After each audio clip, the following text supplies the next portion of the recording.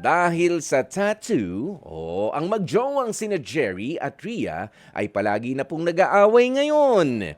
Nangyari daw yan matapos ngang madiskubre nitong girlfriend na si Rhea na ang Chinese character na tattoo pala sa katawan ni Jerry ay pangalan pala ng ex-jowa niya. Nalaman daw nitong si Rhea matapos na makipag-inuman nito kasama ang tropa nitong si Jerry. Doon na raw nadulas yung kaibigan nitong si Jerry dahilan kaya nasabi ang buong katotohanan tungkol dun sa Chinese character na ex-jowa pala ni Jerry. Nako masama daw ang loob nitong si Rhea dahil sa 2 taon na nilang relasyon ay hindi raw nasabi ni Jerry kung ano nga ba ang ibig sabihin ng tattoo na iyon. Kaya naman sa pagkakataon pong ito ay kausapin na muna natin si Jerry. Jerry, magandang tanghali sa'yo mula sa Quezon City. Magandang tanghali ho. Oo, Jerry. Ano nangyari doon? Marami ka bang tattoo, pare? 2 po yun. At Left and right po. left and right na braso. Opo, sa braso. Okay. Sige, nagkaroon ka pala ng ex na ipinatattoo mo pa yung pangalan niya, Chinese character. Hindi naman siya, wala namang kaugnayan yung ex mo sa Pogo? Wala. Wala Wala naman. Hindi kasi baka Chinese na Chinese talaga. Nagkakilala kayo. Hindi ka nagtrabaho sa Pogo, ha? Wala tayong sabit dyan, ha? Hindi naman ho. Wala. Okay. Hindi po. Sige. Ayan. Bakit Chinese character pala ang pinatattoo mo? Kasi mahilig po kasi sa mga Chinese movies yung ex ko. Mhm. So, nagpatattoo po ako na Chinese po mismo para ma-appreciate po. Yan. At yung isang tattoo mo, ano naman ang ibig sabihin? Pangalan ko po yun. In Chinese character Pangalan din. ko ho. Opo, in Chinese din po. Yan. Hindi ka ba kinabahan nitong mga nagkaroon na nga ng nagkaroon na ng issue nung nakaraang buwan lang? Tungkol sa mga tattoo na 224. Yan, yung mga ganyan. Pinabura na nga kamakailan nung kilalang personalidad eh. Hindi ka ba nakarelate doon at medyo naalarma na teka, ibahin ko na lang ito. Di ba naman ang tattoo? Kumbaga na pwede pang, ano ba yan? Ibang design na lang, patakpan, o kung ano. Hindi mo naisip na darating ito sa punto na malalaman na nung present jowa mo yung ibig sabihin yan. Oho, yung una po, nakinabahan din po ako. Kasi dahil yung nga po sa mga issue na yung nagkakahulihan. Yes. Kaya di ko po talaga sinabi sa jowa ko. Ayan, tsaka may Google Translate na ngayon. Sinubukan mo na ba? Na itapat yung yung tattoo mo sa... Subukan mo nga. Hindi pa naman ho. Subukan mo nga kung nababasa. Ayan, well, okay, sige, may tattoo at syempre, sabi nga nila, hindi ka ba naniwala noon na kapag ka ipinatattoo mo, sa magjowa mag-boyfriend, mag-girlfriend, naku, kapag ka ipinatattoo mo ang pangalan niyan, jowa mo, malamang sa malamang maghihiwalay kayo. Bukod pa nitong recent, may sikat pa noon dito sa bandang uncle naman ipinatattoo yung pangalan niya. Apelido pala nung nung jowa niya. Hindi ka pa ba naniwala dun?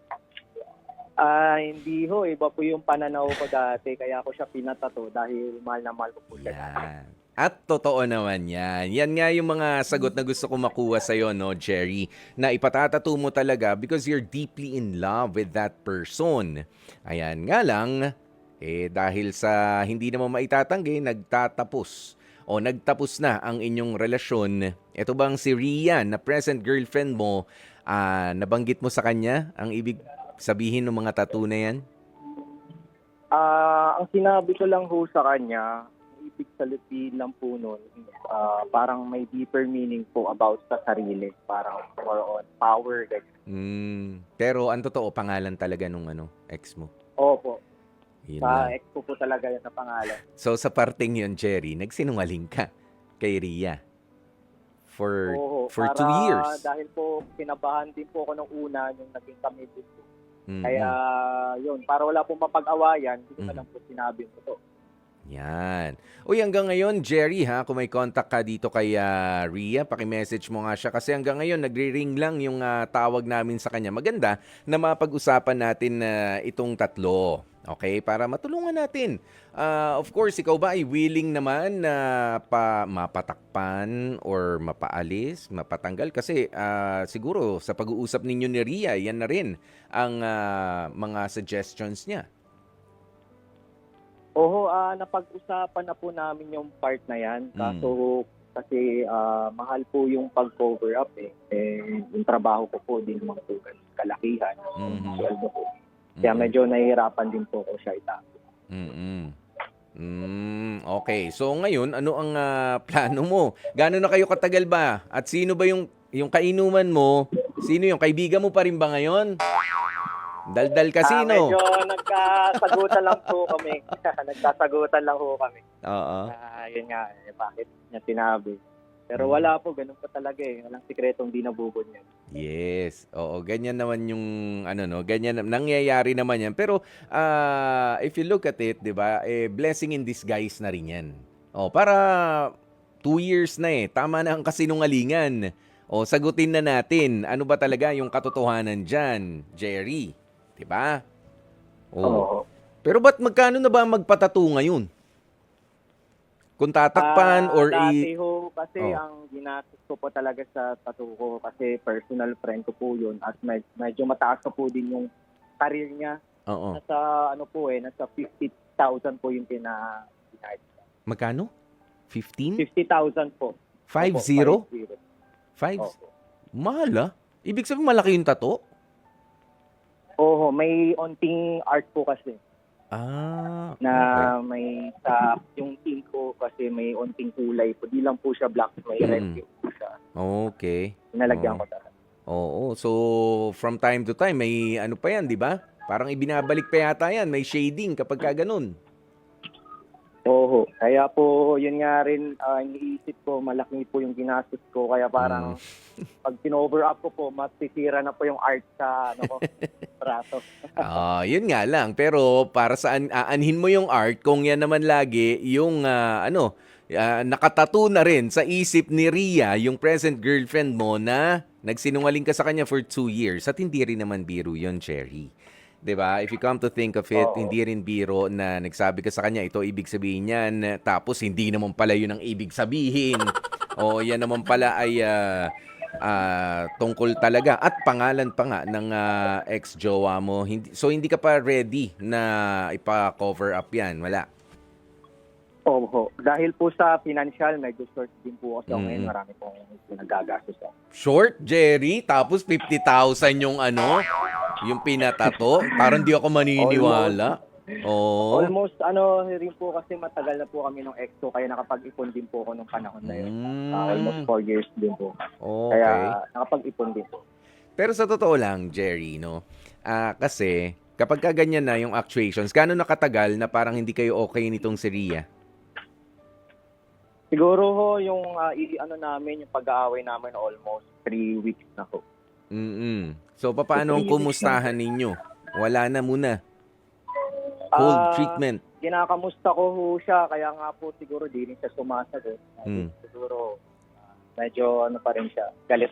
Oo. Ito ba si Ria, yung present girlfriend mo, ay mahilig din sa tattoo? Mahilig din ho, kaya po rin siya, sobrang nagalit po siya. Yung nalaman niya na tattoo.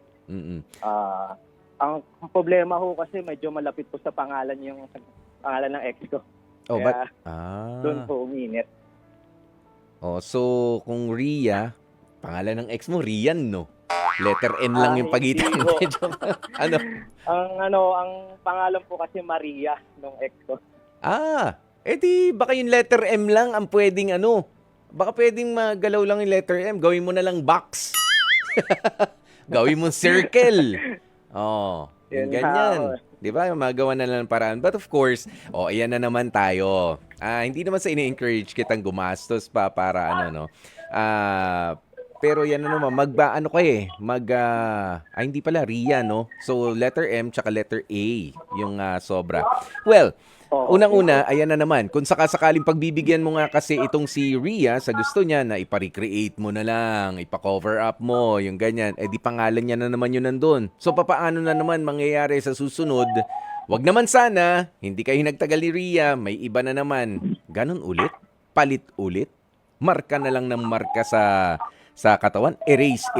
Ang tattoo, hindi naman talaga na-erase yan. At sabi mo pa nga, magastos yan.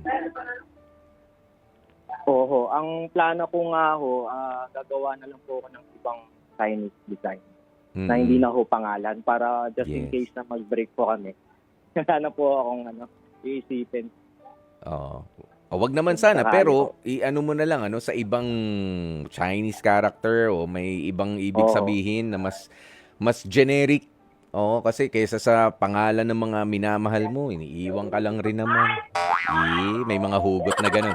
Pero alam mo itong si Ria, ayaw pa rin sumagot magpasangga ngayon. Meron ka bang message para sa kanya? Sige nga, sino ba yon? Uy, kakain na raw! Kakain na raw! Jerry! Hello ho. Kakain na raw. Anong ulam? Natawag na ako ng boss ko. Kain na? Hindi, pero okay lang ho. May naman po, may oras pa. May oras pa. Strict na ho kasi. Sige. Ito na lang.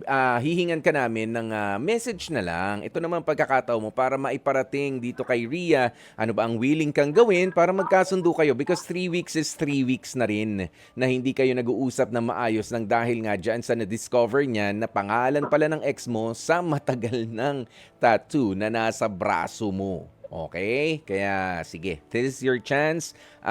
Jerry, go ahead. Rian, alam ko nakikinig ka kahit na yung sagutin. Alam ko naka-on yung phone mo or radyo mo na nakikinig ka ngayon. Gusto ko lang sabihin na sana ayusin na natin to. Kasi alam mo, hindi rin kasi ako makatulog nang hindi tayo nakapag-usap dahil nag-aalala din ako sa'yo. So, about sa tattoo na sana mapatawad mo ako dahil di ko sinabi yung totoo and also nagsinungaling ako sa'yo. Sa part na yun, humihingi ako ng patawad. Kahit ilang beses ako humingi ng sorry, magsasorry ako sa'yo. And yun lang, kasi alam mo naman, di ba, sinabi ko naman sa'yo na hindi naman mag-define yung tattoo natin sa sarili natin, kundi yung puso naman natin yung dapat talaga mag-tira. So yung puso kasi, hindi kasi natatatuan yan eh. Pero ang lagi ko sinasabi sa'yo na yung laman ng puso ko ay ikaw, hindi naman tattoo. So, yun lang, Rian. I hope na mag-usap tayo ulit and mahal naman kita. Yun lang ho. Maraming salamat sa iyo, no? Pero hayaan mong basahin ko muna ang ilan sa mga messages ng mga kapatid natin. Sabi ni Gail Enriquez, magpalit ka na lang ng boyfriend Rian. Ano ba? Ria? Rian po yung full name niya. Ria okay. po. Ayan. Ria. Magpalit ka na lang daw ng boyfriend Ria. Eto, may mga ganyan mga reaction lang naman. Sabi niya, kung pwede lang talagang pilasin na lang yung balat sabi naman niya ni Makoy. Ito, si Vincent Garcia ng UK. Sabi niya, gawa ka ng design na sawa para ma-cover up na lang yung pangalan. Yung pumapalupot daw na design. Pwede ka ba ron? Gusto mo ba yun? Tatanong ko na lang po sa tattoo artist. Kasi minsan pagka may cover up na pumapangit lalo pero meron yun na cover up na magaling yung pagkakadali. Ayan, at syempre, ito, para hindi magalit si Present Jowa mo, ipatattoo mo rin ang pangalan niya sa dibdib naman. Pero tigilan mo na yung pagpapatato ng pangalan. Alam mo, Jerry, dun sa iba kong mga kakilala, ang pinatatato nila, pangalan ng magulang nila, pangalan ng anak nila, mga anak, ganyan. Yung asawa nga, hindi nila isinasama dahil iniiwasan yung ganyan mga pangyayari 'Di ba? Kasi forever konektado sa'yo ang mga magulang mo. 'Di ba? Hanggang hukay na yan. Hindi mo maitatanggi, sila ang magulang mo.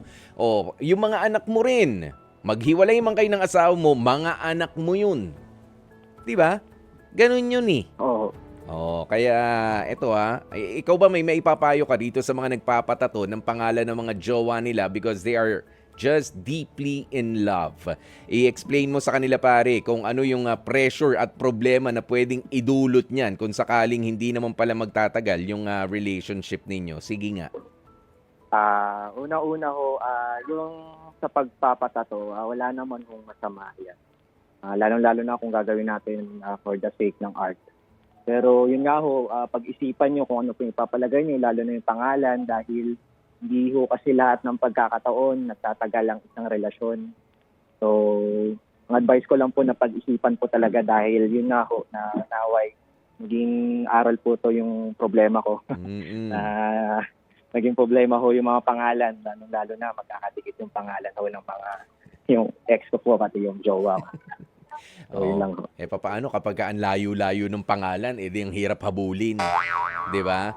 Eto nasa linya naman natin si Brian ng Quezon City. Meron lamang siyang gusto ring sabihin sa kwentong ibinahagi mo, Jerry. Bri, magandang tanghali sa iyo. Ano ba masasabi mo dito sa nangyari kay Jerry? Hi Kuya Poy, magandang tanghali. Jerry, una sa lahat, natutuwa naman ako kasi doon sa sinabi mo na yung puso ay hindi natatatuan at yun ang mas mahalaga. So, saludo naman ako dun sa yung panunuyo mo, yung paghingi mo ng tawad.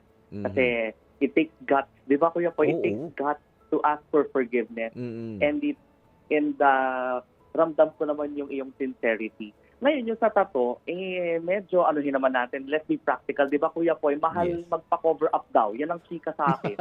Mahal nga, oo. Kahit sa mga kahit sa mga chismis, mahal magpa-cover up ng chismis. Oo, di ba? Kaya ikaw, Kuya, nasa sa'yo naman yan, Jerry, kung kung kaya mo pang ipa-cover up. Pero para sa akin naman, di ba ang tato, di ba, parang showcase of history, kumbaga. Yes. Ibig sabihin, kung sino yung taong minamahal ngayon ng iyong girlfriend, o in this case, ikaw, Jerry, kung sino ka man ngayon, dahil yun sa mga experiences mo. At for me, hindi naman natin maitatatwa, hindi natin madideny na naging bahagi rin naman natin ng buhay natin, yung mga taong minsang dumaan sa mga buhay natin.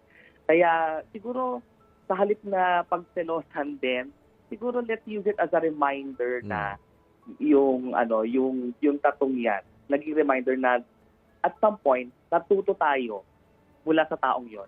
At itong dahilan kung bakit tayo ay yung ating current version na minamahal ngayon ng ating mga kasintahan. Yan. Okay. Hindi ba maganda na lagyan na lamang ng date na parang, nga lang, ang pangit tignan, parang sa lapida no? 'Di ba? Nagsimula ang relationship namin ng 2020, nagtapos ng 2024. Kaya mo bang ilagay 'yun, Jerry? Parang may timeline. Oo, may timeline. Kadiri. Brian, maraming salamat sa pagtawag. Thank you, Kuya po. Ingat ka, Jerry. Yes, ayan. At syempre, Jerry, basta ito pang isa, madagdagan ko lang yung sinabi mo. As much as possible, wag na nga nating ilagay yung ganyan kahit pa tayo ay talagang in love sa ating mga jowa. Isa pa, yung iba nagpapatato ng mukha, ng pangalan ng mga politiko. Yung mga ganyan. Hindi ho sila forever na nandyan. Medyo fanaticism yung ganyan. Delikado po yan. Pagka nagawang kayo ng hindi maganda, papaano, galit kayo, pasisira nyo yung mukha nyo, yung mukha nung nasa tattoo. Nga lang, yung tattoo na yun, nakadikit sa katawan mo. Dinagalit ka pa sa sarili mo, di ba? Yun lang. Pero syempre, maraming salamat nga sa iyo, Jerry, Ayan, at sana, Salamat po, Kuya Poy. sana maayos mo na nga yung problema ninyo ni Rhea at yung pagseselos niya ng dahil sa tattoo. Feeling ko hindi naman din talaga ganyan magiging malalim ang at matagal kasi 3 weeks na rin yan na nagtatampo itong si Rhea, hindi ka nga nakakausap na maayos kung hindi mo itinago for 2 years. Yung ibig sabihin nung tattoo na nandyan. Okay? Yun. Syempre, pagsisinungaling pa rin yun. Yun. Kaya, Oh, kaya in question dyan, hindi lang yung tattoo, Jerry, pati yung iba sa mga sinabi mo. Tama ba ako? oo. Yung iba sa mga, yung ba mga sinabi mo nun, totoo yun o gawa-gawa mo lang rin? Yan na yan eh. Alam mo naman mga Gawa-gawa babae. mo lang. Oo, alam mo naman mga babae, lahat na yan i-connect na nila yan. Kaya nga ako, magaling po yung mga babae sa ganyan. Oo. Dinala mo ko dito, sabi mo, ang sarap-sarap, lagi kang pumupunta. Siya siguro kasama mo, no? Kapag ka dinadala mo ko sa kainan na to. I mean, may mga ganyan yan. Well, darating yung ganyan mga punto, pero it's just a phase. Kailangan pagdaanan mo ulit. Pero kung mahal na mahal mo talaga si Rhea, alam na alam ko, mararamdaman niya. Okay, na sincere ka naman sa yung paghingi rin ng tawad. At gawa mo na ng paraan yung tattoo na yan, ha?